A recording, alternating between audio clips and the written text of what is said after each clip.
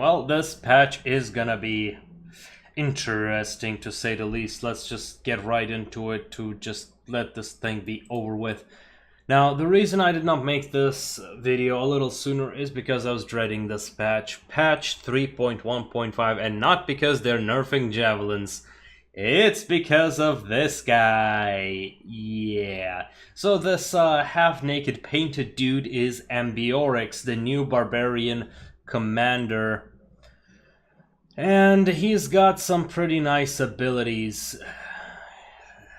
As you can see, I'm not liking it already because I have tried it in the public test server and it wasn't very good for the rest of the game. The commander is good, in fact, that's the problem. But maybe I'm wrong, who knows? Maybe in time we're gonna find his counters and everything, but let's take a look at his ability. So at tier 1 he gets haste, similar to Kanane's rapid advance. It affects only himself.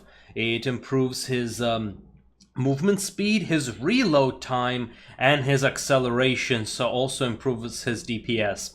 His next ability is Crippling Shot, which is only available to missile infantry. It reduces missile weapon damage, but most importantly, it launches projectile and knocks back enemies. So let's say you got caught in his range or you're trying to charge, well, good luck, he cancels all of that. But guess what? It's not over yet. It's got knockback, it's got knockdown, and resets reload timers. So if you can time this right after a shot, you can fire and another volley. So one shot, crippling shot, and then another shot back to back, if I'm not mistaken on how this reload timer works. So you fire another shot and you'll be able to fire a crippling shot right afterwards instantly. So that's gonna be one other problem. It's reduced missile weapon damage, but with the barbarian archers already having high damage, that is not gonna matter, especially against other skirmishers. So already 2 out of 3 abilities increases his damage. Let's take a look at the third ability. Oh, would you look at that? It also increases his damage from the shadow. It's a toggleable ability. Enter a stance that increases missile range and accuracy, reduces negative terrain penalties, but greatly reduces speed, applies a high trajectory to all projects. Now, this is an interesting ability because a high trajectory to all abilities means that every shot is gonna be a lot easier to dodge. You know, when you fire a shot from way far ahead, it just travels through the air so slowly. So that's exactly what it's gonna do. So in a way, this is gonna be like a tactical ability, so to speak, against very good players. But in general, it's gonna buff them. So what does it do? 20% missile weapon range, minus 80% movement speed, minus 30% missile dispersion, minus 20% ground modifier. Now all of these effects are unupgraded versions, so at tier 10 he will be even more of a beast. But the missile weapon range, I feel like it counteracts all the negatives, which means that all those high damage dealing archers are gonna be even more potent. So let's see, who is Ambiorix? He is just a Belgian Gallic commander, whatever. I'm not gonna read it. It's from Caesar's memoirs. Let's see, we've got cosmetic items that have been introduced, which I've got no idea about. I mean, if you can't just see them, there are no pictures. Now, another interesting change is the Boudica rework. Now that Boudica is no longer a partially archer commander, she is going to be more of a War Dogs commander. No, I'm not going to make that joke. No, I just can't make that joke. But she is now, her fury has been changed. Minor changes to fit better with the new ambush stats. Its base speed has been increased. Total impact damage bonus has been last associated has been reduced, so it kind of has been a bit optimized. Ambush is the big one. There were 3 aspects that needed. Well, let's just go to the change. Ambush base speed penalty reduced from minus 55% to minus 15%. Missile weapon range from the base ability has been removed. Added base impact damage of 10%. Added base charge impact of 5%. Replaced all speed related talents with impact damage. Replaced all weapon range related talents with charge impact, so now it increases charge impact. Now the biggest thing is the War Dogs ignore strikes. Why wasn't this in already to begin with? I mean, when we didn't even had strikes, Leonidas' shield bash was already kind of a strike. So it just killed all the war dogs to begin with, meaning that the unit that was supposed to counter pikes and spears could not do that because Leonidas could bash them. Now with the introduction of strikes, the dogs were just losing to everything and everyone in melee. So now that they're immune, now we're gonna see them a lot more interesting. So now I feel like the Boudica has increased her standing when it comes to tiers. Now let's take a look. Rebellion, through the use of strikes, can't use when enemies too close. Flag could be bypassed and allow activation in melee combat. I don't think this is too big of a deal because of the duration and the range of the Rebellion. They usually activate it before combat to begin with, so not too big of a change. We've got new premium units, tier 5 Barbarian Archers, very nice.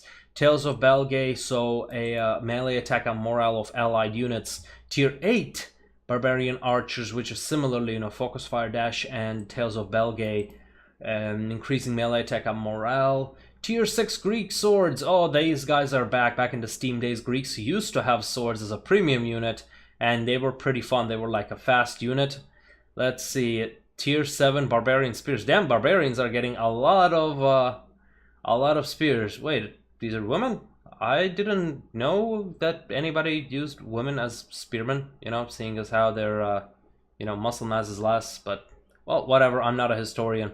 So let's see, they've got Barbarian Phalanx, Heavy Thrust, Portents of Victory, which increasing morale and melee. You see, this is a slippery slope right now because with the premium units being able to buff nearby units and just allowing that ability for the premium units, that is a slippery slope towards pay to win. But as long as it is not, doesn't make it too powerful, I think it should be okay. For now, at least. Let's see, other changes. We've got terrain optimizations, which is good for those who have been having performance issues. Missile firing, reactions and animations, very nice. UI improvements, improved communication of premium unit time, minor improvements to purchase with gold buttons. Just some minor issues. That's very nice. Very nice. Matchmaking improvements. Oh, let's see. I did not read this whole thing. This patch also features 3 separate matchmaking improvements we would like to test. The first focuses on improving matchmaking from a technical standpoint, and the others on improving gameplay experience of battles. Per match region selection, previously players were grouped by their ping to the various relay servers, then match made. We have made significant backend changes to prioritize grouping together players who have good pings on the same servers as part of matchmaking, then put them on the server that they collectively ping the best players to. Basically looks like an overall increase in your ping if you're having any ping problems. New system for keeping player tier divergence closer within a match. Whereas before we relied heavily on the concept of tier bands to keep players' tiers close within a match, we have now added a coefficient to the matchmaking algorithm that tries to optimize matches in a manner which keeps the players' tiers close. This new implementation will work in tandem with the tier band, so we're still going to have the same thing, but now it's going to try to keep the tiers closer even better. Let's see. Improved distribution of unit types in matches. Very nice. Very nice. Yeah, this was indeed a problem. Like sometimes you would have a lot of artillery in one team and then no artillery in the other, and then you'll have a lot of cav and the other team would have a lot of spears, so not too good.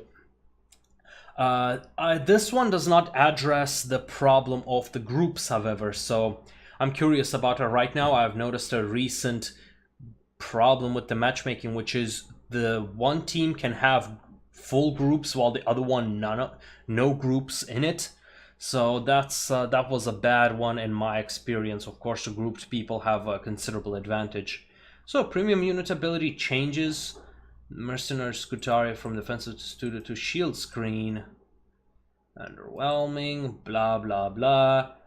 Presence to Portents of Victory. Oh, that is just this is so boring.